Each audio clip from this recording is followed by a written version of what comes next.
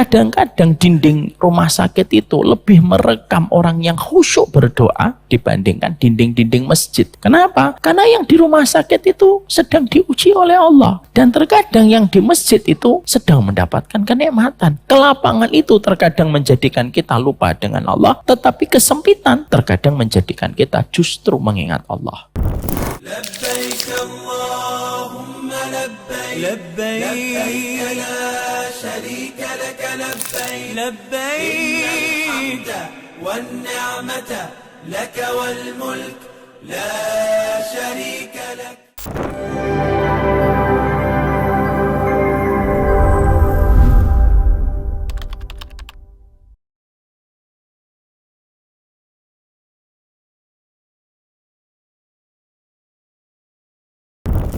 Assalamualaikum warahmatullahi wabarakatuh.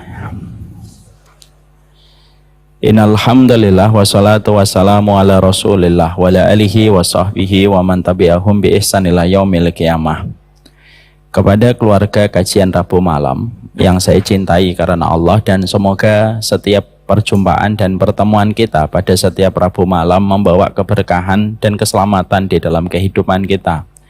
Duduknya kita di taman ilmu ketika kita memberikan istiqamah, maka kita tidak boleh memandangnya remeh dan tidak boleh kita pandang sebelah mata. Bisa jadi berbagai macam fitnah, berbagai macam kesulitan Allah hindarkan pada kehidupan kita di masa mendatang karena datangnya kita ke taman ilmu. Semoga tidak ada niat yang kita miliki ketika kita datang ke taman ilmu kecuali niatan kita semata-mata karena Allah. Dan tidak ada niatan yang paling tulus ketika mencari ilmu, bukan untuk berdebat, bukan untuk menunjukkan kalau kita pintar. Tapi niatan tertinggi di dalam kita mencari ilmu dikatakan oleh Imam Ahmad, idza yanwir rajul ayarfa'al jahlu an nafsihi. Kalau ada laki-laki, perempuan datang ke tempat kajian, tidak ada niatan kecuali dia ingin supaya tidak dipandang bodoh oleh Allah di dalam kehidupan, maka itulah niatan tertinggi kita, dan niatan itulah yang sebanding dengan mereka yang berjuang dan berjihad.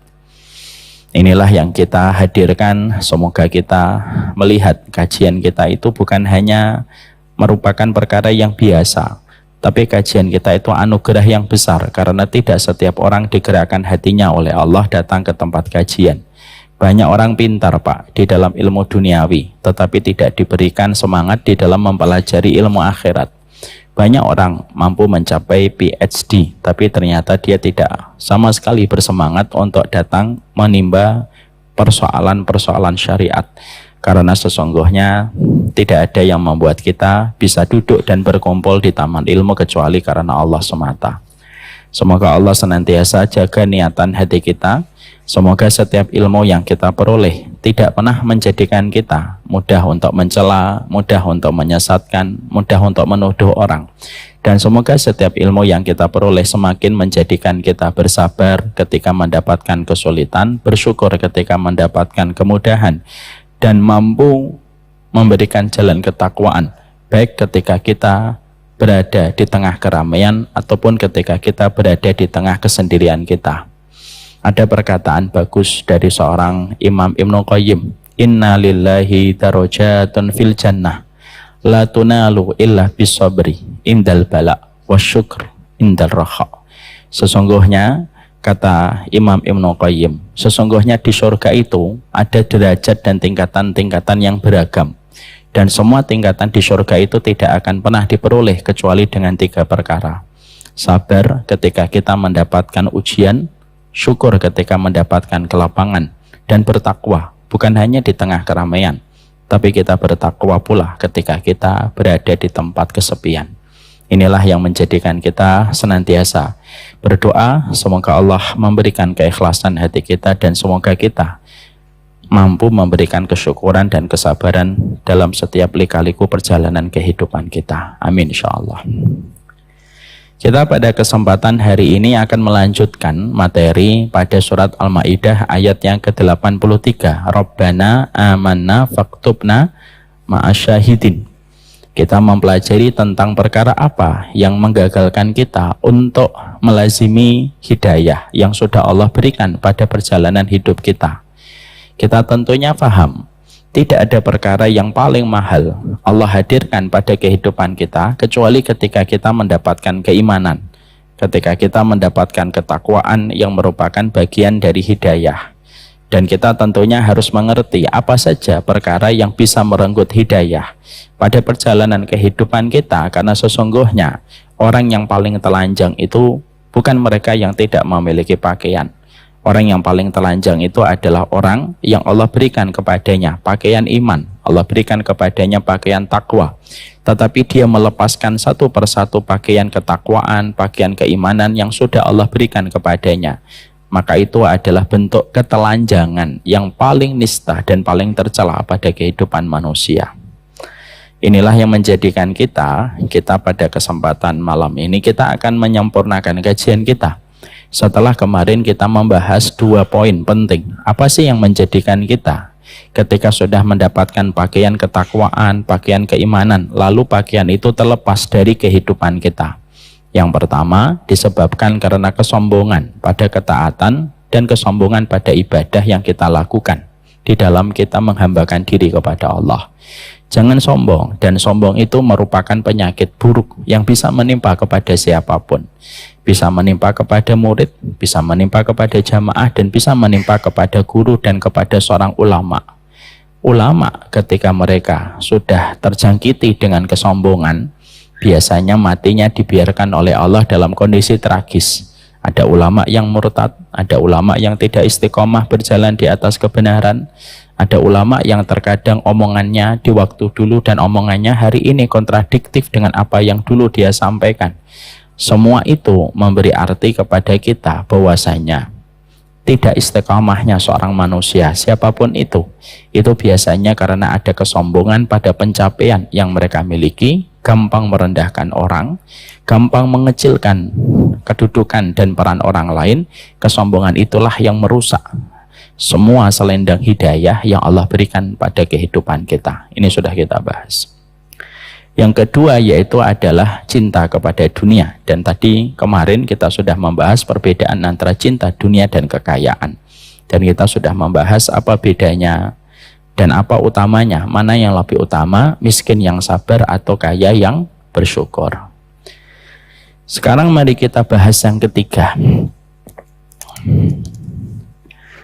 Para ulama lalu mengingatkan kepada kita penyebab yang ketiga ketika seseorang itu tidak mampu mempertahankan pakaian iman dan ketakwaan yang sudah Allah berikan kepada sebagian manusia yang Allah rahmati, maka sesungguhnya faktor ketiga yang menjadi perusak keimanan, sebagaimana rayap ketika merusak kayu, sebagaimana semut itu merusak kebersihan gula, itu yang ketiga adalah orang yang mereka itu senantiasa tidak pernah bersabar.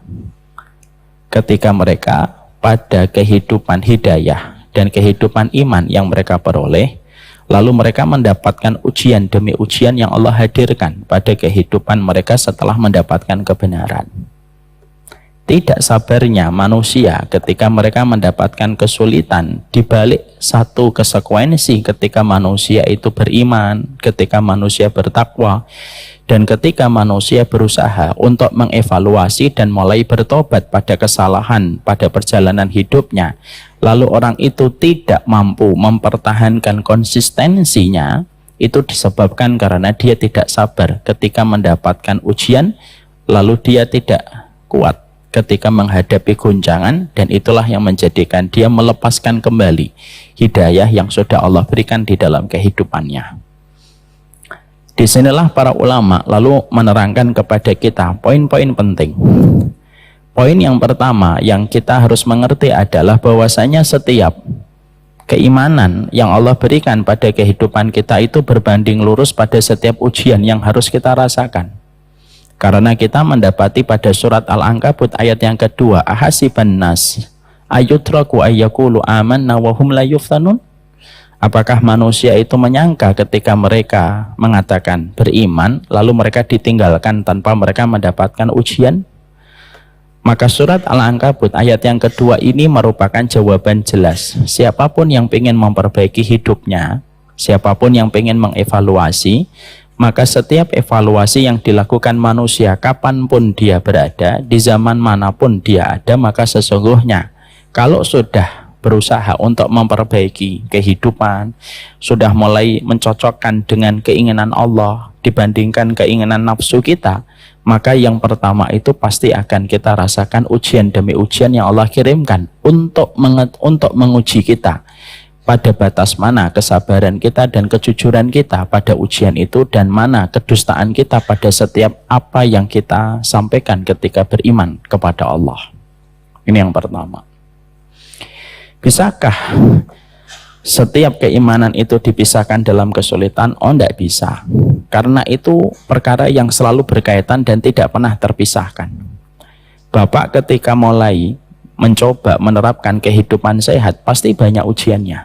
Mungkin Bapak ketika meninggalkan gula 3 hari sampai 7 hari, biasanya Bapak akan terasa pusing, badan terasa ngedrop, karena badan sedang melakukan detoksifikasi. Dia mengeluarkan racun-racun yang ada di dalam tubuh kita.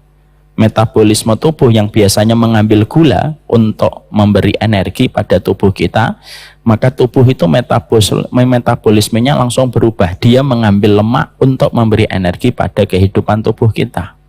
Apa yang terjadi? Biasanya mual, biasanya pusing, biasanya ngedrop. Dan itu biasanya dilewati dalam proses mengeluarkan racun pada tubuh kita antara 3, 7, sampai 10 hari. Baru setelah itu badan terasa ringan dalam kehidupan aktivitas kita. Kalaulah kita hijrah dari makanan yang tidak sehat menuju kepada makanan sehat saja, ternyata tubuh kita itu merespon dan metabolisme tubuh kita langsung berubah dan memberikan kondisi kepada tubuh kita yang tidak sebagaimana biasanya. Itu hanya karena ketika Bapak meninggalkan gula, meninggalkan gandum, meninggalkan tepung, lalu menuju kepada makanan yang halal dan thayyib. Ternyata akibatnya kita rasakan. Maka sesungguhnya iman itu lebih pantas mendatangkan setiap ujian yang datang pada kehidupan kita. Karena begitulah caranya Allah untuk melihat batas kejujuran manusia dan batas kedutaan manusia terhadap setiap apapun yang mereka proklamirkan kepada Allah. Ujian itu pasti ada. Maaf ya Pak, kadang-kadang banyak orang ketika ngaji, mereka hanya memahami satu hadis, tetapi tidak memahami ujian yang ada pada setiap pilihan yang dia berikan kalau menetapkan jalan hidayah. Contoh, banyak orang ketika mau ngaji itu, mereka selalu ingat satu hadis. Man taraka syai'an awadahullahu khairam minha. Siapapun yang meninggalkan karena Allah, pasti diganti oleh Allah dengan sesuatu yang lebih baik. Kita hanya ingat itu.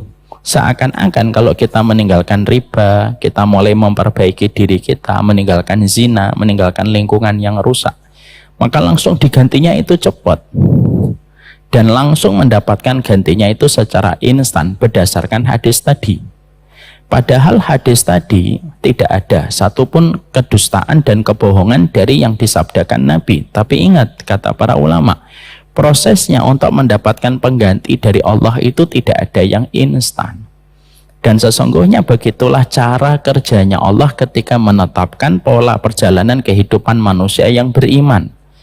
Karena sesungguhnya kehidupan iman itu tidak pernah lepas dari kehidupan setiap kesulitan yang dihadapi ketika orang itu memperbaiki hidupnya. Bapak kalau meninggalkan gula, pasti ada yang namanya istilah itu craving, Pak. Itu kayak kita itu badannya bereaksi, Pak. Itulah kalau kita mulai menerapkan kehidupan sehat. Maka itulah yang kita akan temukan. Makanya ketika kita mendapati Bani Israel, mereka dilarang oleh Allah untuk melakukan aktivitas memancing pada hari Sabtu. Justru pada hari Sabtu itu ikannya itu begitu banyak dan berlimpah, sampai menggoda setiap orang yang melewati pantai ketika melihat banyak ikan. Hari Ahad, hari Senin, sedikit lagi, Pak. Ikannya kayak hilang, ditelan oleh samudra dan lautan. Nanti kalau hari Sabtu, muncul kembali yang banyak. Itulah godaan yang pasti kita jumpai di dalam keinginan kita melakukan kebaikan.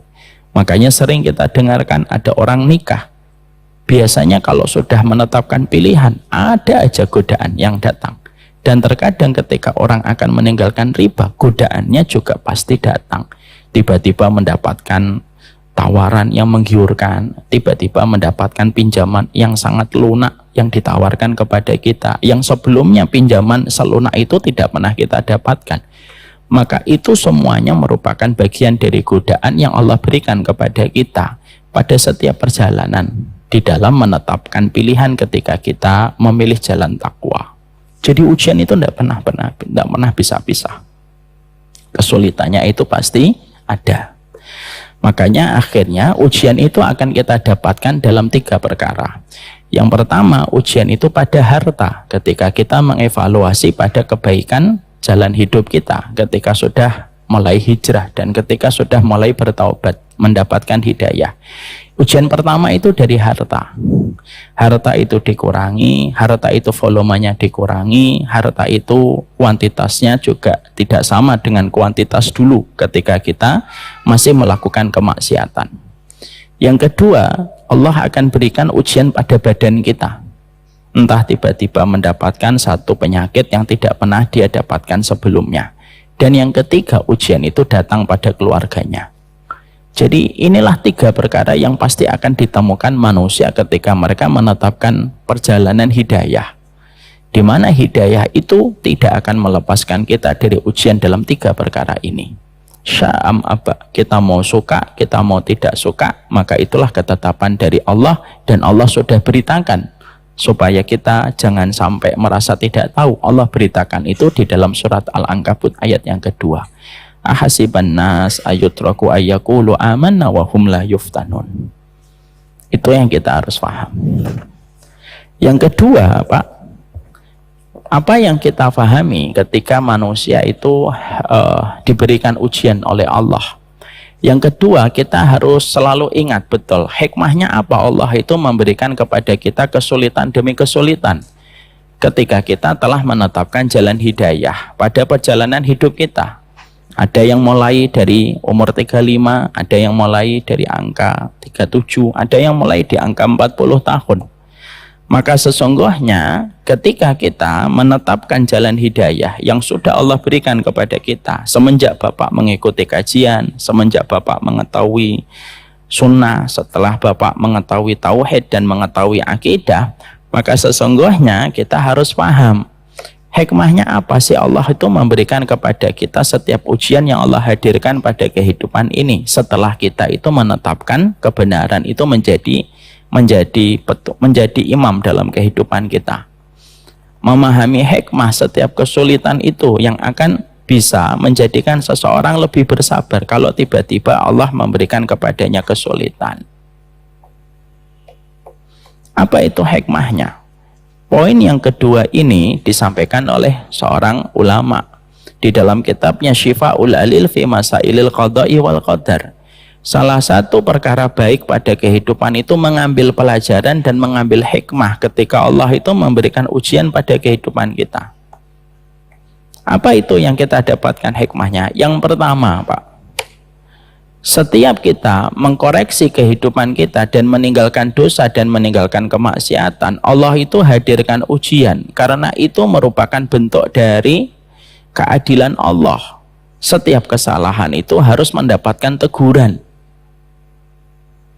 Maka teguran yang Allah berikan kepada kita itu untuk mengingatkan kesalahan yang pernah kita lakukan, karena tidak ada kesulitan demi kesulitan yang terjadi pada kehidupan kita kecuali juga karena kesalahan kita. Makanya Allah menyampaikan pada surat yang ke-42 ayat yang ke-30, wa ma asabakum mim musibatin fabima kasabat aydikum wa ya'fu an katsir. Tidak ada musibah, tidak ada kesulitan apapun itu yang menimpa kepada dirimu dan menimpa kepada keluargamu, kecuali musibah itu akibat dari apa yang kalian perbuat sendiri. Jadi kita harus paham, Pak, kalau kita nanti melakukan kesalahan, entah melakukan riba, entah melakukan zina, atau berbagai macam dosa yang dilakukan, lalu kita bertobat, itu tidak berarti bahwasanya tobat kita itu tidak mendatangkan kesulitan. Allah datangkan kesulitan atas dosa yang kita lakukan. Karena apa? Kaedahnya dari Allah itu setiap kesalahan itu mendapatkan teguran dari Allah supaya betul-betul kita memiliki memori yang kuat, jangan sampai mengulang dosa itu kembali. Makanya musibah yang menimpa kepada kita, Pak, dan kesulitan yang menimpa kepada kita, jangan buru-buru menetapkan dan mengatakan diri kita itu diuji. Itu tidak baik. Cepat secara prematur mengatakan diri kita orang beriman sedang diuji dan saya adalah korban, itu tidak baik. Tapi yang paling baik itu adalah ketika kita mendapatkan kesulitan, kita kembalikan pada surat Asy-Syura ayat yang ke-30. Tidak ada kesulitan yang menimpa kepadamu kecuali karena perbuatan kalian sendiri. Sehingga ketika kita bertobat dari dosa, lalu kita mendapatkan kesulitan, kita harus yakin betul bahwasanya kesulitan itu datang untuk mengganti kesalahan yang pernah kita lakukan, supaya kita itu memiliki memori yang kuat terhadap kesalahan itu ketika kesalahan itu mengundang kesulitan di dalam kehidupan kita selaku manusia. Jadi musibah demi musibah yang menimpa kepada kita itu langsung kita kembalikan kepada diri kita dan Allah. Jangan buru-buru menetapkan dan mengatakan diri kita adalah orang yang beriman ketika diuji. Betul, kita memang tidak boleh putus harapan dan prasangka baik kita kepada Allah. Benar. Tapi prasangka baik bahwasanya kita diuji itu tidak boleh menghilangkan sikap terbaik seorang mukmin itu untuk mengkoreksi dan mengevaluasi apa yang terjadi pada hidupnya. Kenapa? Tidak ada musibah kecuali musibah itu terjadi karena kesalahan kita.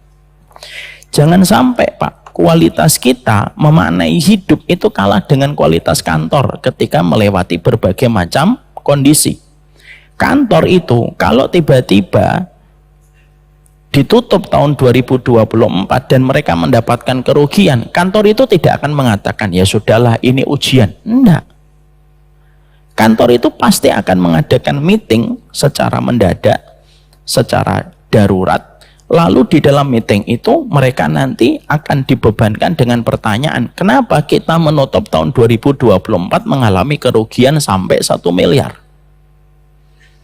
Kalau ada perusahaan ketika profitnya turun tetapi tidak mengevaluasi, ya tidak akan pernah menjadi perusahaan yang kuat untuk melewati berbagai macam goncangan ekonomi, Pak. Artinya koreksi itu tetap harus dilakukan. Makanya ketika kita mendapatkan seseorang, ketika kita mendapatkan kesulitan demi kesulitan setelah kita bertobat, itu konsekuensi logis dari dosa yang kita lakukan, dari maksiat yang kita kerjakan. Allah berikan kesulitan dulu atas dosa yang pernah kita lakukan, walaupun kita bertobat, supaya kita memiliki memori yang kuat bahwasanya dosa itu memang tidak enak dan dosa itu menyulitkan kehidupan kita sendiri. Jadi tidak bisa ya Pak, kalau orang bertaubat langsung dia nanti dimudahkan oleh Allah. Kan kalau sudah taubat dimudahkan oleh Allah, betul. Tapi kapan dimudahkannya oleh Allah kita harus ingat. Kalau setiap orang yang bertaubat langsung dimudahkan oleh Allah dan tidak mendapati konsekuensi pahitnya dari dosa yang dia kerjakan, maka dia akan tergiur melakukan dosa lagi. Karena apa? Karena merasa bahwasanya dosa yang telah dia lakukan itu tidak mengundang konsekuensi apapun. Bapak mendapati ataupun saya mendapati anak saya nakal, lalu kenakalannya sudah melampaui batas, lalu saya tidak memberikan hukuman ataupun punishment kepada anak saya, kemungkinan besar anak saya akan mengulang kembali kesalahan itu karena merasa apa? Oh, bapak saya nggak ngasih saya hukuman apa-apa kok.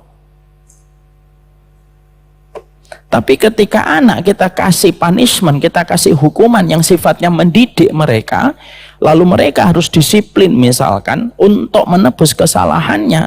Kesalahan itu yang ditebus dengan hukuman yang dia rasakan itu menjadikan dia itu betul-betul ingat bahwasanya kesulitan yang dia peroleh itu tidak lain karena mudahnya hawa nafsu dia melakukan kemaksiatan itu. Itu yang harus diingat. Misal Bapak, ada seorang suami berzina, ketahuan istrinya, lalu istrinya diajak bicara oleh suaminya. Suaminya mengatakan, aku bertobat ya, Aku sudah menyesal gitu. Lalu istrinya begitu gampang memaafkan terhadap perkara dosa besar. Lalu ya sudahlah, nggak apa-apa.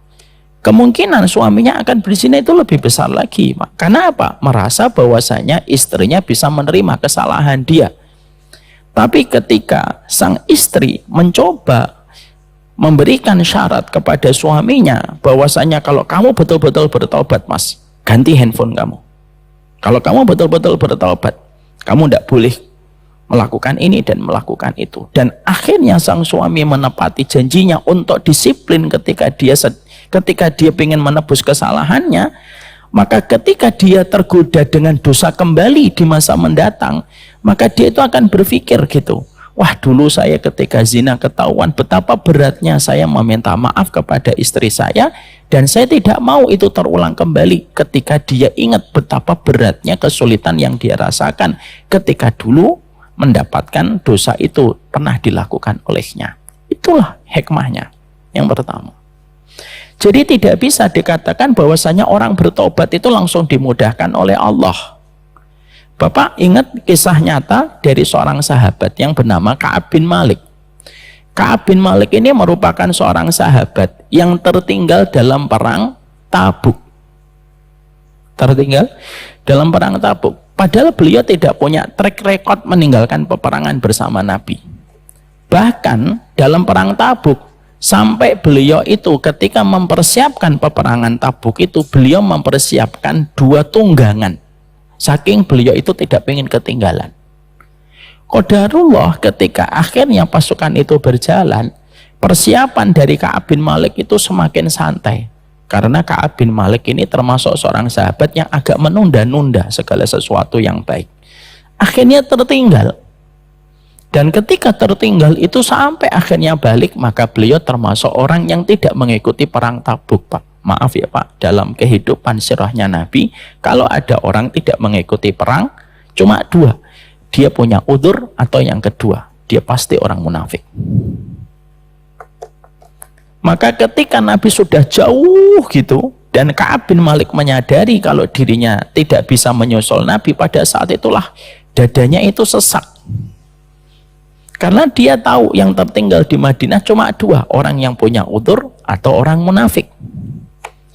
Ketika Nabi pulang dari Tabuk, salah satu peperangan berat yang dilewati Nabi, dan ketika pulang, Nabi kebiasaannya kalau sebelum pulang masuk ke rumahnya, kebiasaan Nabi sholat 2 rakaat di Masjid Nabawi. Ini juga jadi sunnah untuk kita, Pak. Kalau harus pergi keluar kota, mampir dulu ke masjid sebelum pulang ke rumah kita. Nabi sholat 2 rakaat.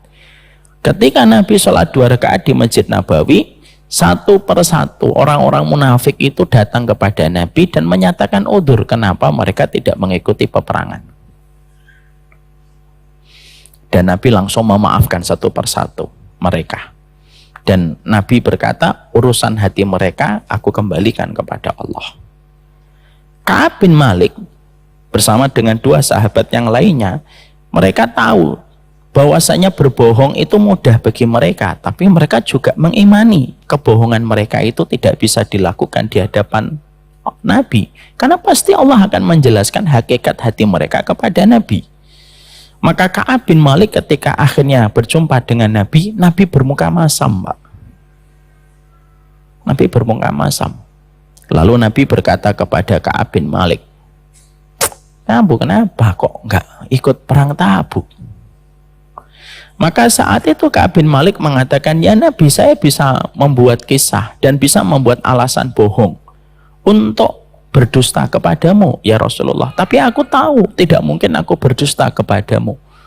Dan kalaupun aku berdusta, pasti Allah yang akan menjelaskan hakikat hatiku kepada engkau. Maka Ka'ab bin Malik sama Hilal bin Umayyah sama Mararah itu berkata kepada Rasulullah, aku tidak punya udzur apapun ya Rasulullah. Memang aku yang salah, males mempersiapkan dan akhirnya ketinggalan. Lalu Ka'ab bin Malik pada saat itu langsung menyatakan niatnya untuk bertobat dan meminta ampunan kepada Allah.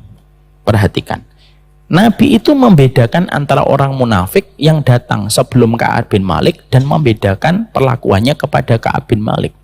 Orang-orang munafik sebelum Ka'ab bin Malik langsung dikasih oleh Nabi, ya sudah, sana, nggak apa-apa.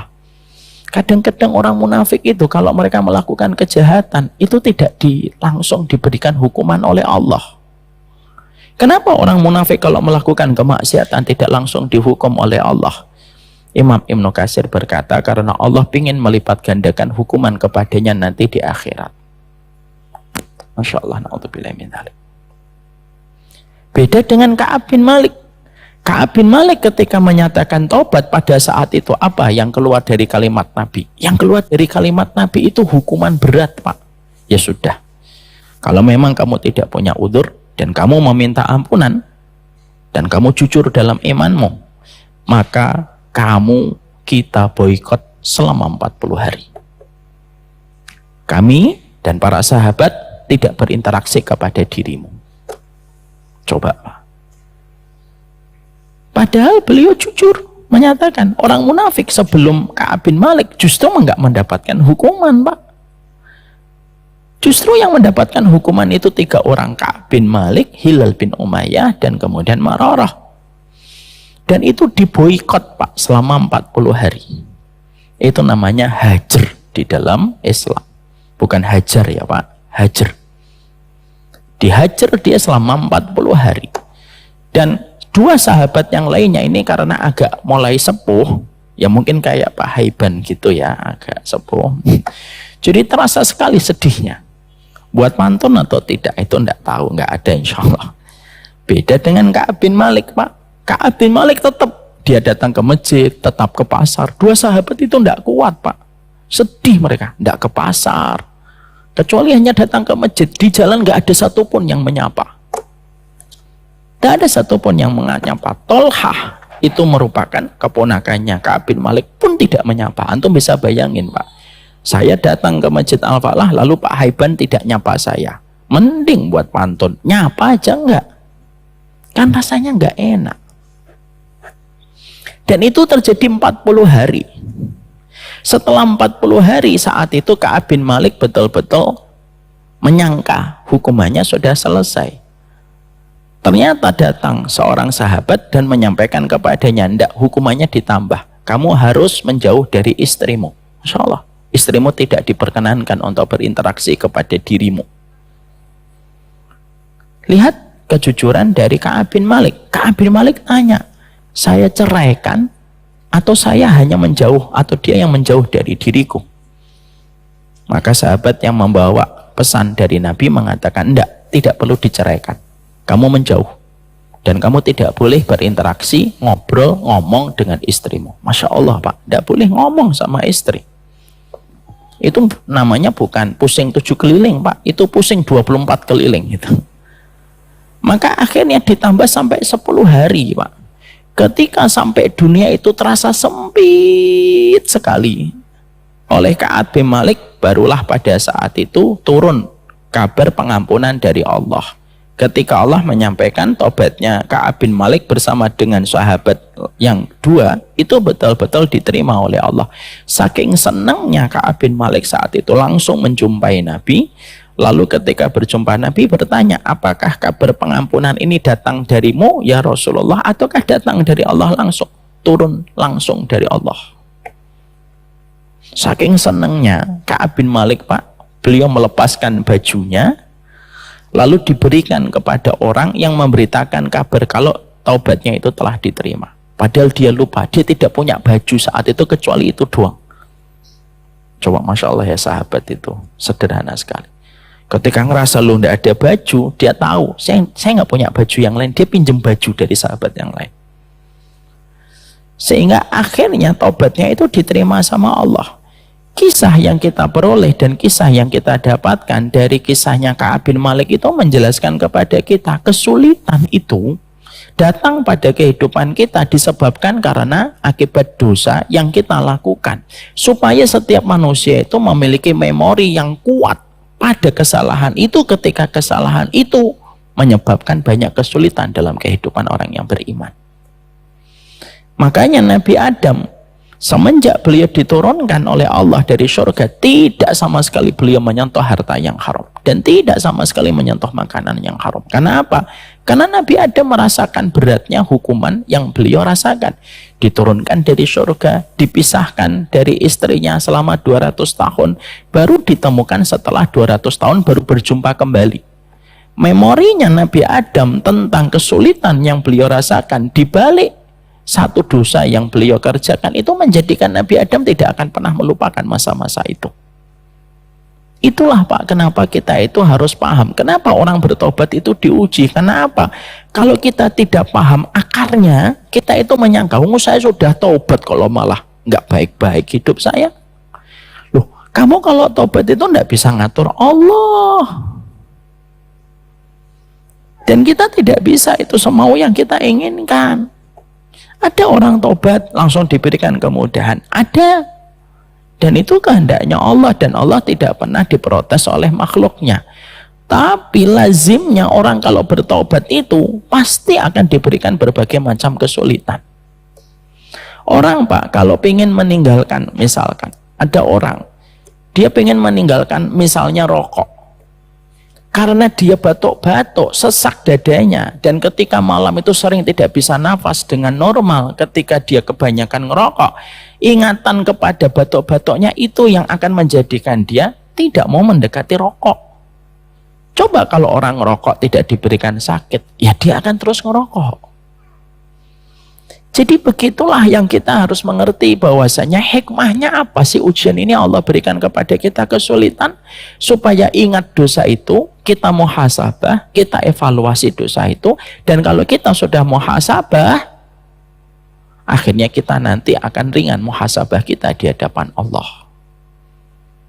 Bapak ketika misalkan jarang sholat, naudzubillah min dzalik, akhirnya anaknya ketika diajak ke masjid susah.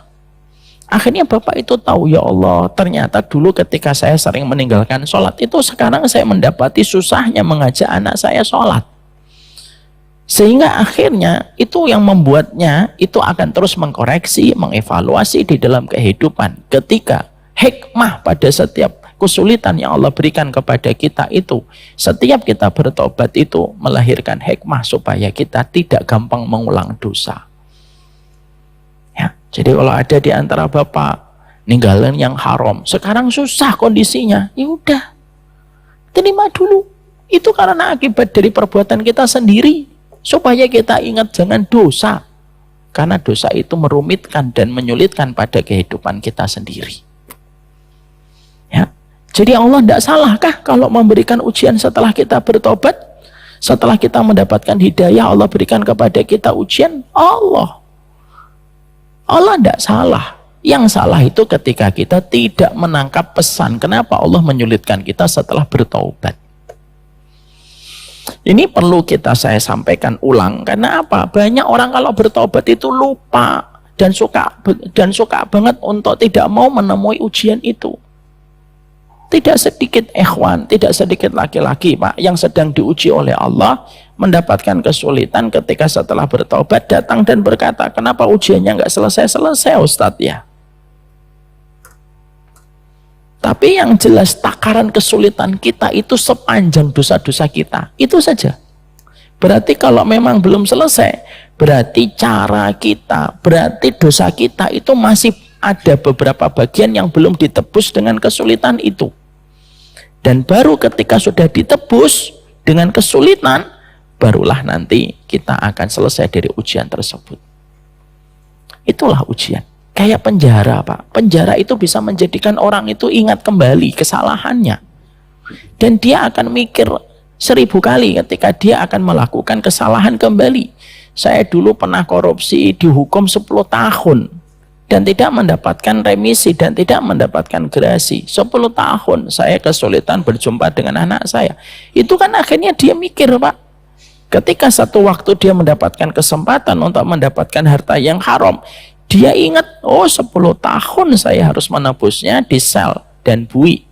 Ketika tidak bisa ketemu keluarga. Itulah maksudnya Allah. Supaya orang beriman jangan gampang-gampang ulang lagi kesalahan dan dosa. Itu yang kita harus paham. Hikmah yang kedua, kenapa Allah itu memberikan kesulitan dalam kehidupan kita?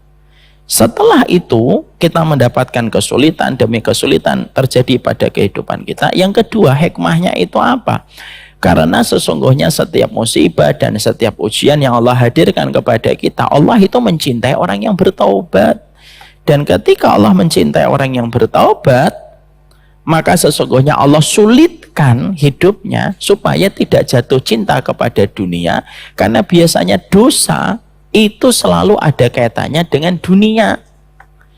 Ketika kita dikasih ujian oleh Allah dan kesulitan setelah bertaubat, supaya akhirnya tidak jatuh cinta kepada dunia dan akhirnya kembali menuju kepada Allah dan rindu kepada kehidupan akhirat. Sehingga dia akan kembali ke akhirat, Pak. Kenapa? Ya ujiannya dunia itu dia rasakan dan menjadikan tidak nyaman, Pak.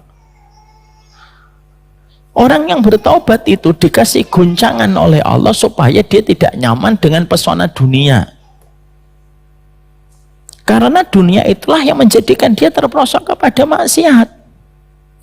Sehingga Allah larang dia untuk jatuh cinta lagi kepada dunia. Allah sulitkan, Allah berikan ujian pada hartanya, Allah berikan ujian pada dirinya, Allah berikan ujian pada keluarganya. Supaya apa? Supaya dia tidak mencintai dunia secara berlebihan dan membenci kematian. Karena orang yang jarang diuji oleh Allah, kalau bukan orang yang dirahmati oleh Allah, orang yang jarang diuji oleh Allah itu dia mencintai kehidupan dan membenci kematian. Itu orang munafik. Makanya akhirnya orang beriman, termasuk di dalamnya orang yang taubat. Yang kedua, kalau dia bertaubat, Allah berikan ujian. Kenapa Allah berikan ujian itu? Karena ujian itu menjadikan dia tidak terserang kepada kecintaan pada urusan duniawi secara berlebihan. Akhirnya apa? Dia kerasan. Dan saya sudah pernah menyampaikan di sini kan, kalau kita naik mobil, Pak, diguncang-guncang, kita pengen segera turun. Kalau kita naik pesawat turbulence, Pak, kita itu pengen turun. Coba kalau kita naik pesawat turbulence, ada nggak yang mengatakan, ayo pilot teruskan terus? Nggak ada. Kalau kita sedang turbulence itu kita tuh pengen, ya Allah bisa nggak ya turun di sini aja. Bahkan kita kalau boleh berteriak, kita teriak sama pramugarinya, minta ini tuh parasut, kayak bisa terbang aja. Karena kita nggak nyaman sekali. Allah jadikan orang yang bertobat, lalu dia mendapatkan hidayah, lalu dia bertobat, Allah berikan ujiannya supaya itu mengkuatkan dia untuk cinta kepada urusan akhirat. Sehingga kecintaan akhirat itu harus ada momentum, Pak. Kita itu tidak mungkin cinta akhirat kalau tidak ada, kalau kita tidak memiliki, kalau tidak mendapatkan rahmatnya Allah.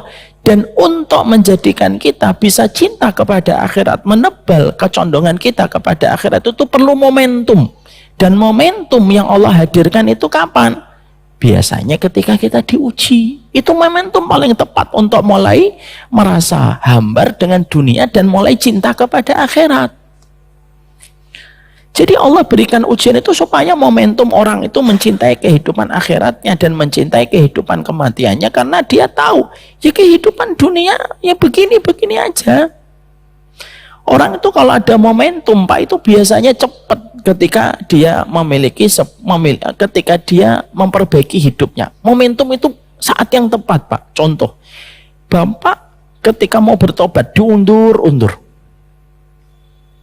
Bapak ketika mau tobat diundur-undur, mau meninggalkan riba lah besok deh, mau meninggalkan riba besok deh, meninggalkan riba besok Tiba-tiba Bapak jam 12 malam handphonenya berdering, Pak, dikabarkan, Bang, iya, Ibu meninggal, Bang.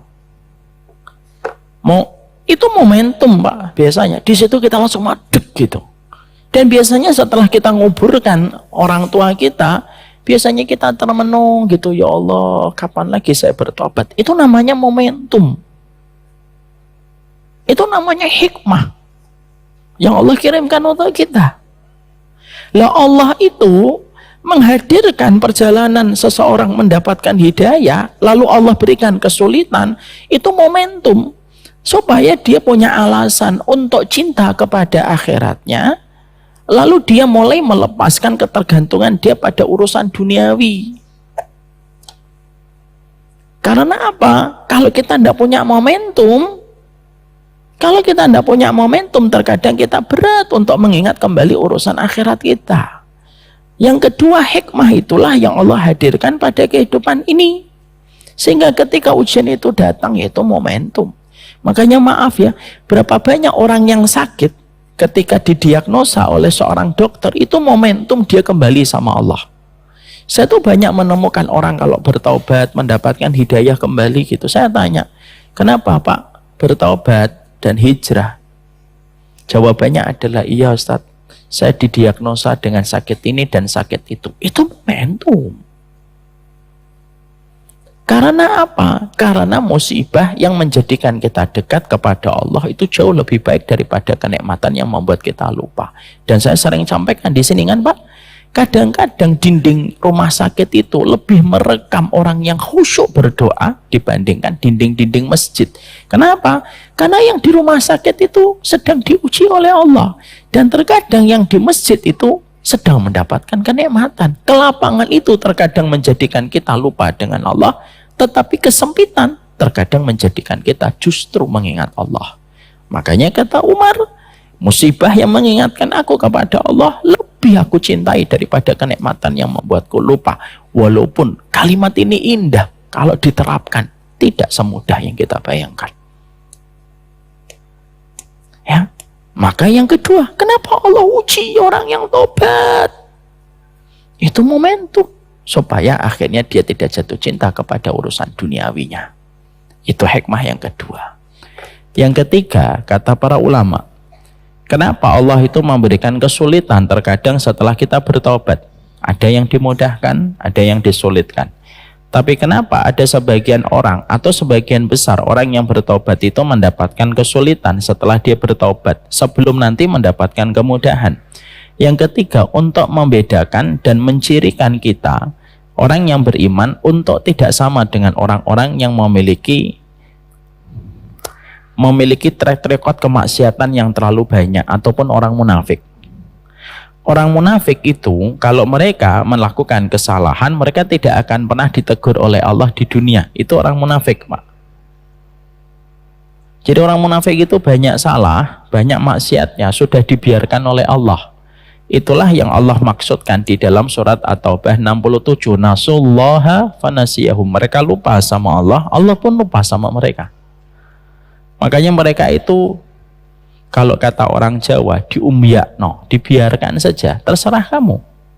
Tapi nanti pada kehidupan akhiratmu, kamu akan mendapatkan balasan 2 kali lipat, karena balasan di akhirat itu selalu lebih berat. Balasan nikmatnya jadi lebih berat, balasan adabnya juga lebih berat. Ya, orang munafik itu selalu dibebaskan hukuman, Pak, di dunia. Itulah orang munafik. Makanya kita setidaknya melihat kasusnya tadi Ka'ab bin Malik. Orang-orang munafik yang datang kepada Nabi setibanya Nabi dalam perang Tabuk, semua orang munafik itu tidak dikasih hukuman, tidak diboikot, tidak diisolasi, tidak disuruh untuk jauh dari istrinya, enggak. Mereka langsung dikatakan oleh Nabi, ya sudah, semoga Allah mengampuni dirimu. Sudah begitu saja. Tapi itu tidak terjadi kepada Ka'ab bin Malik, kepada Hilal bin Umayyah, kepada Mararah. Kenapa? Karena orang mukmin itu diperlakukan oleh Allah berbeda dengan orang munafik. Dan Allah menyegerakan kesulitannya di dunia supaya Allah memiliki alasan memudahkannya dan menggampangannya nanti di akhirat. Bapak masih ingat kejadian ketika ada orang yang menuduh Ibunda Aisyah berzina dengan Sofwan bin Mu'attal? Maka ada yang dicambuk, Pak, dijilid. Siapa yang dijilid? Hasan bin Sabit dijilid. Terus Mistah bin Usasah dijilid. Bahkan Hasan bin Sabit bukan hanya dijilid, pada masa senjanya beliau buta. Dan Aisyah itu khawatir jangan-jangan butanya Hasan bin Sabit karena pernah melakukan dosa ketika dia memfitnah aku berzina. Padahal Hasan bin Sabit itu dicambuk, dijilid. Tapi cambukan itu justru tidak diberikan kepada pembuat hoax terbesar kepada Aisyah. Siapa pembuat hoax terbesar kepada Ibunda Aisyah? Abdullah bin Ubay. Abdullah bin Ubay itu yang pertama kali mengeluarkan narasi bahwasanya Aisyah berzina dengan Sofwan bin Mu'attal. Jadi ketika Aisyah datang menaiki onta Ibunda Aisyah, menaiki onta, dituntun sama Sofwan bin Mu'attal, dilihat orang munafik menyampaikan berita itu kepada Abdullah bin Ubay. Abdullah bin Ubay tidak melihat langsung, karena Abdullah bin Ubay itu sebagaimana biasanya tidak pernah ikut perang. Ketika mendengarkan, loh Aisyah ketinggalan, dituntun sama Sofwan bin Mu'attal, komentarnya langsung, mungkin dia berzina kali sama Sofwan bin Mu'attal. Itu kalimat pertamanya itu pertama kali Abdullah bin Ubay. Tapi justru Abdullah bin Ubay tidak diapa-apakan, tidak dicambuk, tidak dijilid. Padahal hukuman itu berlaku kepada Hasan bin Sabit, kepada Mistah bin Usasah. Kenapa kok dibedakan? Begitulah cara kerjanya Nabi dan begitulah Allah memperlakukan orang munafik. Dibiarkan sebagaimana mereka lupa sama Allah, Allah pun melupakan mereka. Karena Allah itu menghukum itu karena Allah itu ingat sama mereka. Karena fungsi kasih sayang itu bukan hanya memberikan penghargaan dan reward. Tapi salah satu fungsi kasih sayang itu memberikan punishment, Pak. Itu kasih sayang. Yang kita tentunya paham. Punishment itu tidak selalu benci. Punishment itu karena kasih sayang. Makanya Allah bedakan. Orang kenapa kalau mereka mendapatkan kesulitan setelah bertobat kok diberikan kesulitan, itu setidaknya di sisinya itu senang. Kenapa? Oh berarti saya tidak munafik insya Allah. Walaupun kita tetap merasa bahwasanya jangan-jangan kita munafik, tapi kesulitan yang kamu dapatkan setelah mendapatkan hidayah itu berarti merupakan pembeda antara orang munafik yang tidak pernah diuji, tidak pernah mendapatkan kesulitan walaupun dosanya banyak, walaupun durhakanya kepada Allah itu berlapis-lapis pasalnya kepada Allah, tapi mereka dibiarkan sama Allah. Berarti orang ketika dia hijrah, taubat, mendapatkan hidayah, meninggalkan riba, meninggalkan yang haram, lalu mendapatkan turbulence, setidaknya dia lega. Ujian itu merupakan konsekuensi orang mukmin ketika mereka itu melakukan kesalahan dan bertaubat. Selalu diuji terus oleh Allah dulu untuk melihat sampai batas mana kejujuran mereka kepada Allah. Kok begitu ya Ustadz? Kita tidak pernah bisa menanyakan kenapa sama Allah, Pak. Tapi salah satu perkataan indah dari Imam Ibnu Qayyim itu apa? Kenapa Allah sulitkan orang yang bertaubat terkadang? Supaya Allah punya alasan untuk mengistirahatkan dirinya nanti ketika di akhirat. Karena apa? Karena Allah sudah membuatnya lelah ketika di dunia. Lelah itu tidak mungkin 2 kali, istirahat itu tidak mungkin 2 kali. Kaidahnya kan begitu, Pak. Bapak banyak istirahat dari ibadah kepada Allah, Bapak akan kelelahan di akhirat menghadapi semua pressure dan tekanan dari Allah. Kenapa kita tidak lelah untuk Allah di dunia? Tapi siapapun yang lelah di dunia, dia akan istirahat ketika meninggal dunia. Makanya Nabi mengatakan orang mukmin ketika meninggal dunia itu dikasih nama, dikasih status oleh Nabi. Apa statusnya? Mustarih. Mustarih itu orang istirahat, Pak. Dan kita tidak mungkin mendapatkan status mustarih kalau kita tidak betul-betul diuji terus di dalam kehidupan kita. Itulah kenapa orang munafik jarang diuji, orang mukmin itu selalu diuji oleh Allah. Itulah hakikatnya, Pak. Dibedakan oleh Allah Subhanahu wa taala. Bapak kalau tidak sayang sama muridnya, Bapak misalkan jadi guru, ada 30 murid Bapak. Bapak tidak sayang salah satu muridnya Bapak. Maka murid itu ngelakuin apa aja, Bapak sudah masa bodoh. Masa bodoh. Saya nggak peduli sama dia. Bapaknya juga nggak sopan, ibunya juga sering ketus sama saya. Ngapain saya? Mau ngapain aja terserah dia. Tapi kalau kita ada salah satu murid kita yang kita sayangi karena kebaikannya, mungkin sopan bapaknya, mungkin hormat ibunya, menjadikan akhirnya sayang sama murid itu, Pak. Kita tentunya kalau dia ada salah kita ingatkan. Walaupun terkadang kita berikan hukuman harus nulis, harus membaca, harus menghafalkan, itu karena wujud kasih sayang. Itulah indahnya, Pak. Kita tidak boleh meminta ujian. Maaf ya, jangan pernah minta ujian setelah ini. Wah Ustadz, ternyata ujian itu membedakan saya dengan orang munafik ya Ustadz. Ya sudahlah, saya minta diuji. Jangan, Pak. Jangan minta diuji. Nggak ada sunnahnya minta diuji. Tapi sikap kita kalau ujian itu datang harus kita pahami hikmahnya. Dan hikmah yang ketiga itu adalah dibedakan kita dengan orang munafik.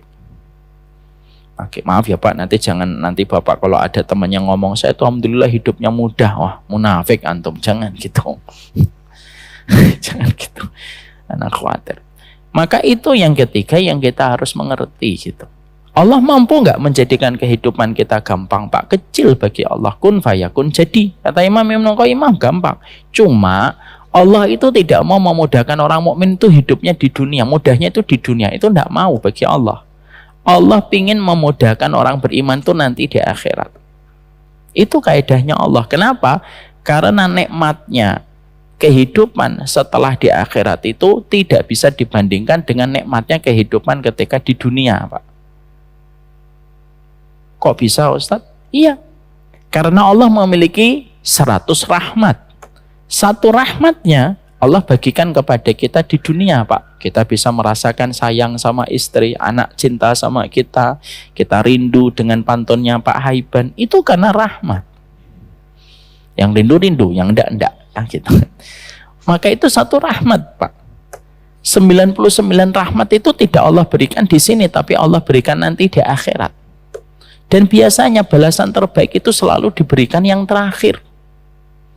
Kalau ada perlombaan Pak, yang diumumkan langsung oleh MC itu harapan 3 atau juara 1. Selalu harapan 3 dulu. Harapan 3, harapan 2, harapan 1, juara 3, juara 2. Baru puncaknya. Nah, inilah juara nomor 1. Itu selalu terakhir Pak. Makanya ada kata-kata yang sering beredar ketika kita dulu ngelihat film. Lakon itu pasti menangnya terakhir. Kan begitu. Rembo itu pertama pasti kalah Pak. Saya bisa nebak film Rembo itu. Pertama masuk penjara, diintimidasi, dipukuli, strateginya salah. Itu pertama.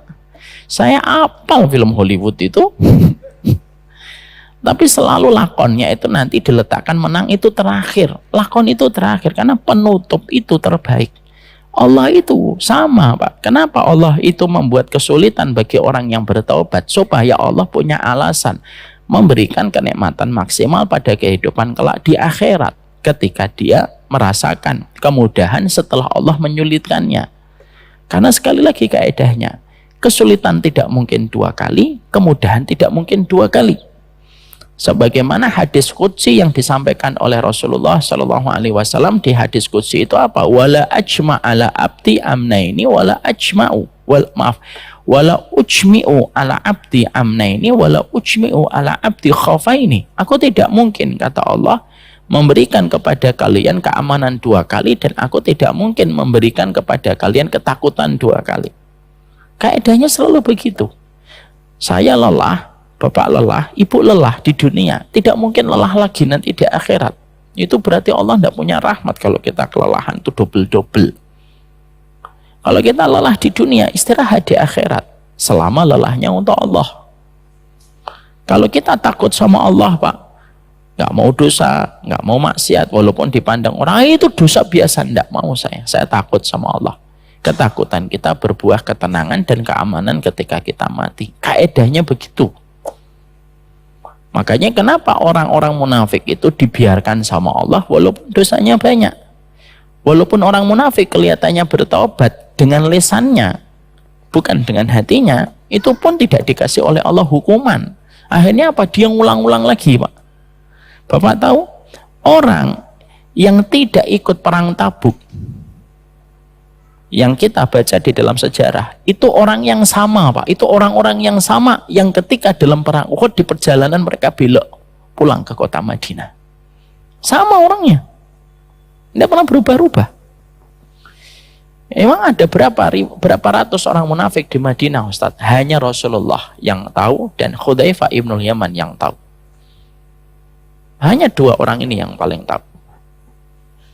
Ya, hatta Abu Bakar dan Umar pun tidak pernah tahu siapa list orang munafik yang pernah hidup pada zaman Nabi.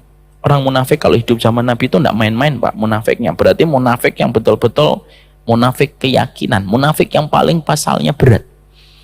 Munafik yang kelasnya kelas berat. Itu munafik pada zaman Nabi. Makanya kan, maaf, Umar bin Khattab itu kan selalu ngeliatin Hudzaifah. Ya. Dan selalu menawar sama Hudzaifah. Menawarnya apa? Saya munafik nggak Hudzaifah? Hudzaifah mengatakan, aku tidak akan menceritakan. Ini merupakan rahasia antara aku dengan Rasulullah. Sudah saya aja, saya munafik nggak? Saya nggak mau cerita, wahai Umar, saya nggak mau cerita.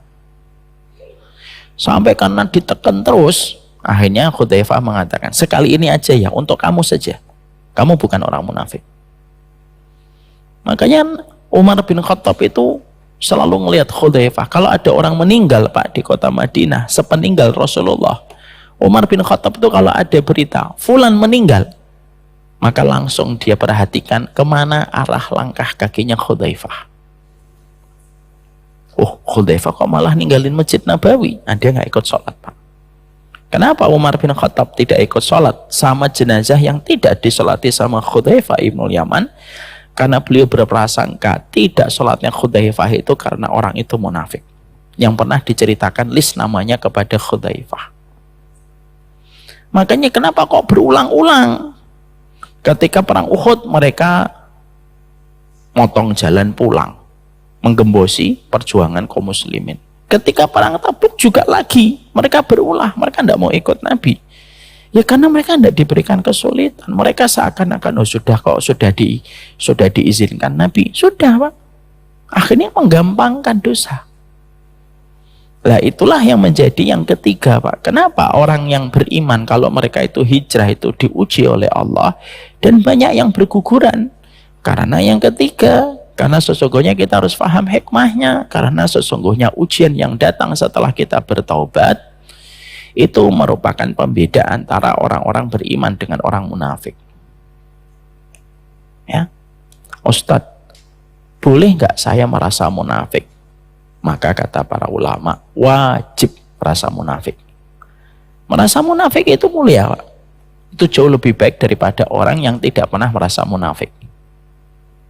Hasan al-Basri itu berkata, kapan orang itu munafik, kapan orang itu tidak munafik.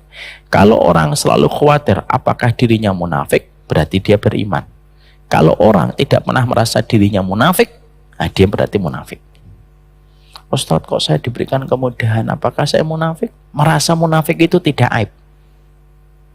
Merasa munafik itu tidak dosa. Nah, kembali kita di ketiga itu, berarti dibedakan. Itulah caranya Allah. Supaya akhirnya nanti kita paham hikmahnya Pak. Walaupun kita tidak tahu kapan ujian itu akan datang, tapi pasti nggak ujian itu akan bergonta-ganti dengan ketetapan takdir yang Allah berikan. Iya, kehidupan itu pasti menemukan perpisahan, menemukan kesedihan, menemukan kesulitan, dan pasti menemukan penyakit. Ini tidak bisa dipisahkan dari siapapun orang yang beriman. Kita pasti menemukan itu kaidah yang ketiga. Kaidah yang keempat, kenapa orang beriman itu diberikan oleh Allah ujian demi ujian? Setelah dia beriman dan mendapatkan hidayah, setelah Bapak ngaji, ada satu dosa yang mulai Bapak tinggalkan, itu pasti diuji oleh Allah. Maka yang keempat kaidahnya itu apa? Dikatakan oleh ahlul hikmah dari para ulama. Yang keempat, ya begitulah caranya Allah supaya manusia itu memiliki alasan digugurkan dosanya. Kalau ini sudah sering kita dengar Pak. Ya, kita Pak, kalau membeli mesin cuci itu tidak ada yang tenang gitu, dimasukkan terus diputarnya itu airnya pelan-pelan, tidak ada. Itu mesin cuci tidak bagus. Karena pasti kotorannya tidak akan jatuh. Tapi mesin cuci yang bagus itu yang ketika kita masukkan gulungan dari mesin cuci itu Masya Allah Pak. Gitu. Dan itu bagus. Semakin gulungannya cepat tetapi dia smooth, tenang, nah itu berarti mesin cuci mahal. Tapi gulungannya pasti kenceng. Kenapa gulungannya kenceng? Karena banyak noda yang harus dibersihkan. Kenapa kerah baju itu selalu pakai sikat kalau kita mencuci? Karena paling kotor Pak. Saya dulu kalau mencuci di pondok pesantren, sudah lama saya tidak mencuci baju ya Masya Allah. Alhamdulillah. Dulu saya itu kalau mencuci baju ketika di pesantren dan ketika kuliah di Fakultas Syariah itu selalu fokusnya itu kepada lengan baju. Kerah. Ya kerah. Kenapa? Di situ biasanya kita gosok dan ucekannya itu paling lama karena paling kotor. Jadi kalau ada orang ketika dia mencuci baju, kerahnya itu tidak dikucek, insya Allah akan hitam. Dan tidak akan nyaman dipakai. Nah, kerah baju itu dicucinya paling kencang, ya karena paling kotor. Dan Allah itu ingin memasukkan manusia ke dalam surga di tempat yang bersih, Pak. Lah tempat yang bersih itu kan harus dicuci. Karena surga itu tempat yang bersih, tidak boleh masuk kecuali mereka yang bersih. Makanya Allah buatkan berbagai macam pintu-pintu untuk membersihkan kotoran kita. Ada ujian, di situ membersihkan kotoran kita. Ada kebaikan setelah keburukan untuk memberikan kepada kita ujian. Ya, ada takdir buruk yang harus kita terima dengan ridho, itu untuk membersihkan kotoran pada diri kita supaya akhirnya kita punya alasan untuk balik kepada Allah dalam kondisi yang bersih. Itu yang keempat. Sehingga akhirnya 4 hikmah ini kita mengerti, walaupun kita tidak tahu kapan, kalau nanti tiba-tiba ada dosa yang mulai kita tinggalkan, maka kita kalau nanti tiba-tiba dihadapkan kepada ujian, maka jangan sampai kita itu bingung, kenapa kok saya diuji? Jangan sampai kita blind spot, jangan sampai kita titik butanya itu tidak tahu. Kenapa Allah nguji kamu ketika kamu itu hijrah? Ujian itu sampai berapa tahun, Ustaz? Tidak tahu, Pak. Allah yang maha tahu. Ada yang diuji sampai setahun, ada yang diuji 2 tahun, ada yang diuji 5 tahun, ada yang diuji 10 tahun. Tergantung Allah, Pak. Kalaulah setingkat Nabi Ayub saja yang tidak punya kesalahan pun harus merasakan ujian ketika sakit 18 tahun, apalagi sama mereka yang berdosa. Itulah ketetapannya Allah. Indahnya apapun yang kita lakukan kalau kita kembalikan semuanya kepada Allah. Sampai ketika kita merasakan kesulitan, baliknya itu dikembalikan kepada hitungan-hitungan Allah. Itu yang dikatakan oleh Imam Ibnu Qayyim. Kalau ada pertanyaan, kenapa orang yang mendapatkan hidayah itu diuji oleh Allah? Jawaban ini membuat kita tercerahkan. Tapi poin yang ketiga yang kita harus paham, kita harus ingat, setiap ujian yang Allah berikan kepada kita, itu selalu dekat dengan pertolongan Allah selama kita bersabar pada setiap jalan yang kita lewati pada proses ujian itu. Karena apa? Karena Allah, Zat yang maha adil, itu beririsan dengan Allah yang maha rahmat, Pak. Sehingga tidak ada kesulitan kecuali Allah memberikan kepada kita 2 kemudahan. Kalau ada 1 pintu yang ditutup oleh Allah, pasti ada 2 jendela yang dibuka oleh Allah. Itu pasti. Itu pasti. Tapi menunggu terbukanya 2 jendela ketika ada 1 pintu yang ditutup karena kita menghadapi kesulitan setelah hijrah, sabar menunggunya. Menunggunya memang harus sabar. Menunggunya harus sabar. Ketetapan waktunya Allah itu tidak sama dengan ketetapan waktu yang kita mau. Karena Allah itu tidak pernah salah memilih waktu. Musim mangga tidak pernah bertabrakan dengan musim rambutan. Musim rambutan tidak pernah tabrakan dengan musim jeruk. Semuanya tertata pada batas waktu masing-masing yang sangat indah. Maka pasti orang yang diuji, kenapa dia diuji mendapatkan 4 hikmah tadi, tapi kita harus ingat kata Imam Ibnu Qayyim, pasti nanti datang kemudahan. Cuma datang kemudahan itu yang terkadang kita tidak tahu pastinya itu kapan. Allah yang menentukan. Di balik 1 pintu ada 2 jendela yang dibuka oleh Allah ketika 1 pintu itu ditutupkan oleh Allah. Kapan Allah itu akan memberikan kepada kita biasanya pertolongan? Ketika puncak-puncaknya ujian, lalu tidak ada harapan yang kita miliki kecuali Allah. Lah, pada saat itulah pertolongan Allah itu datang. Kalau manusia sudah tidak ada lagi harapan kecuali Allah semata. Kapan Allah memberikan pertolongan kepada Ibunda Maryam? Ketika Ibunda Maryam sudah tidak punya harapan apapun kecuali hanya Allah. Satu-satunya harapan. Fa'aja'ahal makhadu ila jid'in nakhlati qalat ya laitani mittu qabla hadha wa kuntu nasyam mansiya. Saat itu kan Ibunda Maryam itu sandar ke pohon kurma dan berkata, coba saya mati saja dan dilupakan manusia.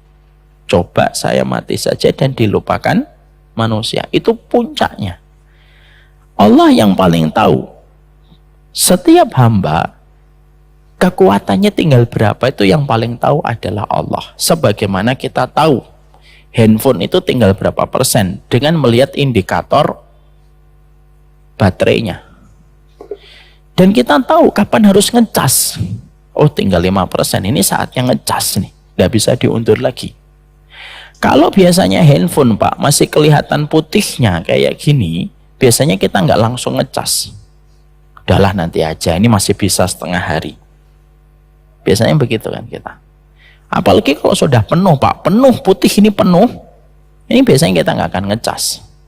Kapan kita ngecas? Ketika sudah kelihatan merah. Kalau sudah kelihatan merah, biasanya kita baru cas. Sama Pak, Allah itu akan memberikan kepada kita charging kalau kita sudah merah. Kalau belum merah, biasanya Allah masih menunggu kita untuk terus mengoptimalkan dan berikhtiar dengan doa-doa terbaik yang kita gantungkan sama Allah. Begitulah caranya Allah. Nabi Musa kapan dikasih pertolongan oleh Allah? Nabi Musa itu Pak, perjalanan hidupnya habis-habisan menghadapi Firaun. Tapi Nabi Musa itu tidak pernah tahu kalau kemenangan yang akan diperoleh oleh beliau tidak melalui tongkatnya ketika memakan semua ular dari tukang sihirnya Firaun. Dan beliau itu tidak tahu bahwasanya ketika beliau diperintahkan untuk keluar dari kota Mesir malam hari dengan wahyu yang Allah turunkan, beliau tidak pernah sadar kalau lautan itu akan memberikan kemenangan untuk beliau, dan lautan itu yang akan menenggelamkan tirani Firaun yang memusuhi beliau sepanjang hidup. Makanya ketika pasukan sudah mengepul di depan lautan, tidak ada lagi upaya yang dimiliki oleh Nabi Musa. Itu sebagaimana kayak handphone yang sudah merah, tip, tip, tip, tip. Nah, baru saat itulah Allah perintahkan Nabi Musa untuk memukulkan tongkatnya. Dan kenapa kok masih disuruh memukulkan tongkat? Kenapa tidak langsung Allah jadikan kun fayakun? Karena Allah itu tetap ingin di detik-detik terakhir pun kita harus berikhtiar, Pak. Bisa nggak Allah itu merubah lautan itu menjadi lautan tanpa Nabi Musa mukul lautan itu? Bisa atau tidak Pak? Bisa, kecil bagi Allah. Langsung Musa dijadikan lautan ini menjadi daratan. Tapi uniknya adalah Allah suruh Nabi Musa pukul dulu. Karena Allah itu masih pingin sampai detik-detik terakhir ketika pertolongan Allah itu datang, masih disuruh berikhtiar. Ikhtiar dulu. Pukul tak, jadilah lautan itu menjadi daratan. Baru pada saat itulah akhirnya lautan menjadi daratan. Pada saat itulah pertolongan Allah datang. Kapan Nabi Ibrahim mendapatkan pertolongan, Pak? Kan nampak dari doanya Nabi Ibrahim, hasbunallah wa ni'mal wakil. Kan saya sudah menyampaikan di sini latar belakang. Kenapa dzikirnya Nabi Ibrahim itu hasbunallah wa ni'mal wakil? Karena ketika Nabi Musa dibakar oleh Namrud, Namrud itu tirani paling besar, Pak. Kekuasaannya lebih daripada Firaun. Itu Namrud. Dan ketika beliau itu menjadi public enemy number one, menjadi musuh nomor satunya Namrud, tidak ada satupun rakyat di Babilonia yang beriman kepada apa yang didakwahkan dan loyal kepada Nabi Ibrahim. Coba dibaca dalam tarikhnya Al-Bidayah wa Nihayah Imam Ibnu Katsir. Jadi tidak ada satupun orang yang memberikan loyalitas kepada Nabi Ibrahim. Satupun tuh nggak ada, Pak. Makanya Imam Ibnu Katsir menceritakan kan, yang diceritakan itu adalah bahwasanya ada seorang kakek, bahwasanya ada seorang kakek, nenek-nenek yang buta di pinggir hutan. Itu ketika mendengar Ibrahim itu dibakar, nenek-nenek itu sedih dan berkata, gara-gara aku buta tidak bisa nyumbang kayu untuk membakar Ibrahim. Sampai permusuhan dan kebencian orang kepada Nabi Ibrahim itu betul-betul mendarah daging. Sampai orang yang jauh dari pusat kota Babilonia mendengar berita bahwasanya Ibrahim itu dibakar, itu dia sedih gara-gara butanya tidak bisa ikut nyumbang kontribusi untuk memberikan kayu membakar Nabi Ibrahim. Coba, ketika Nabi Ibrahim itu sudah dalam kondisi tidak ada satupun yang bisa dijadikan harapan oleh beliau, maka doanya hasbunallah, cukuplah itu dari Allah. Wa ni'mal wakil, sebaik-baik pertolongan datang dari Allah. Baru Allah turunkan pertolongan. Jadi orang kalau diuji, Pak, lalu ujiannya sudah setahun, 2 tahun, kok belum dapat? Karena Allah masih melihat ada energi pada hidup kita. Sehingga Allah masih ngasih kepada kita kesempatan, ayo terus dapatkan kebaikan, terus pundi-pundi kamu supaya terus dapat kebaikan.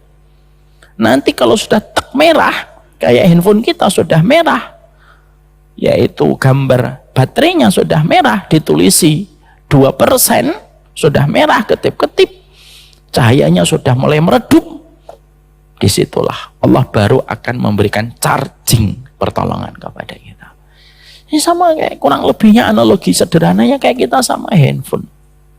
Handphone kalau putih kita nggak ngecas, Pak. Males, kalaupun ngecas juga kita nggak terlalu buru-buru. Tapi kalau sudah merah kita buru-buru, karena kita akan mendapati telepon yang penting yang kita tunggu. Itu yang ketiga. Jadi yang ketiga poin ini juga kita harus paham bahwasanya Allah itu memberikan kepada kita pasti pertolongan. Tidak mungkin Allah menyulitkan terus dan tidak mungkin Allah memudahkan terus. Dan itu yang kita harus mengerti. Ya sudahlah, sudah hampir 8:30. Kelihatannya Pak Hiban sudah menemukan pantun sebagai penutup kajian kita malam kali ini. Tapi kita harus paham yang ketiga, gagalnya orang menjaga hidayah itu apa? Tidak sabar ketika sedang diuji oleh Allah Subhanahu wa taala. Saya mengatakan ini tidak mudah. Karena apa? Semoga kita dikuatkan di balik setiap kata-kata dan ilmu yang sudah kita peroleh, karena biasanya Allah akan memberikan kepada kita ujian dengan ilmu yang Allah berikan kepada kita. Jangan takut sama di ujian. Yang kita takutkan adalah ketika tidak mendapatkan pertolongan ketika diuji. Ya. Semoga Allah menggenggam hati kita di dalam perkara yang Allah ridhai. Dan semoga Allah menggenggam hati kita pada perkara-perkara keridhaan dan perkara ketakwaan. Ini yang ketiga yang menyebabkan orang tidak mampu istiqomah menggenggam hidayah, ilmu yang Allah berikan kepadanya. Yang keempat, apa yang Allah akan berikan kepada kita? Apa yang menjadi sebab kita tidak mampu menggenggam selendang hidayah pada kehidupan kita? Yang keempat, penjelasan indah dari ulama yang akan kita sampaikan pekan depan insya-Allah. Barakallahu fikum, ini yang dapat saya sampaikan. Saya ingin mendoakan bapak-bapak yang sedang diuji dengan ujian hutang. Semoga segera diberikan pertolongan oleh Allah untuk membayar hutangnya. Semoga yang sedang mendapatkan kesulitan diberikan kemudahan. Semoga yang sedang mendapatkan ujian diringankan beban ujiannya. Dan semoga ketika kita mendapatkan penyakit, Allah berikan kesembuhan yang tidak meninggalkan bekas dan sisa pada apa yang kita rasakan. Semoga Allah kabulkan permohonan kebaikan kita, dan kita punya Allah di mana kita tidak pernah kecewa berharap kepada Allah. Wassallallahu ala nabiyina Muhammad walhamdulillahirabbil alamin. Mari segera kita balik ke istri kita tercinta dan menjadi support system terbaik kita. Pak Haiban ini harus ketemu Bude karena dia sudah rindu. Semoga Allah memberikan kebaikan untuk kita dalam setiap kebaikan kita. Wassallallahu ala nabiyina Muhammad walhamdulillahirabbil alamin. Subhanakallahumma wa bihamdika asyhadu an la ilaha illa anta astaghfiruka wa atubu ilaik.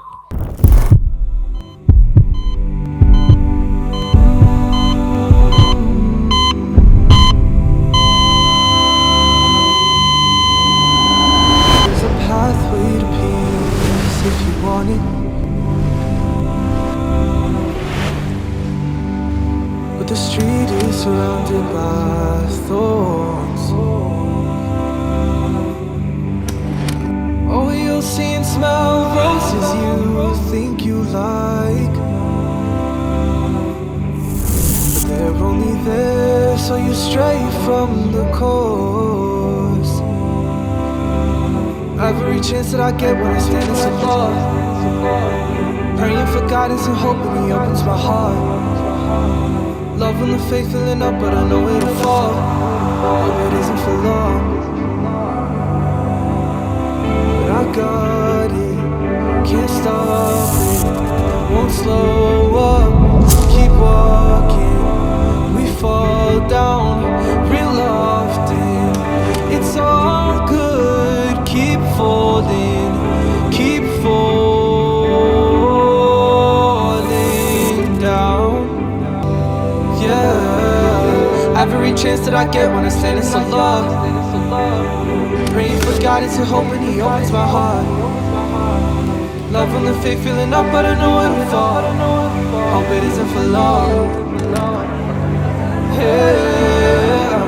Yeah, said I've been trying to get it right, so I'm steady praying in the night, and I'm staying focused on the prize. All I'm thinking about is paradise. It's only Jannah, got my eyes on, cause peace is the only thing I want.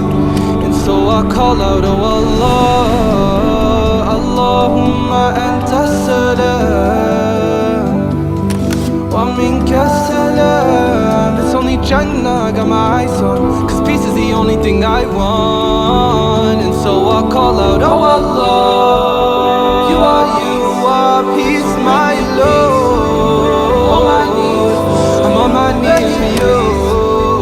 Anything for and it's anywhere for you. All I need, oh Allah, you are peace. Won't you shower your peace upon me? On my knees, you got me on my knees.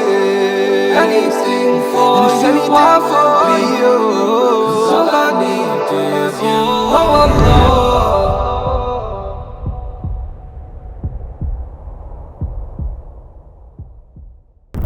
لبيك اللهم لبيك لبيك لا شريك لك لبيك لبيك الحمد والنعمة لك والملك لا شريك لك.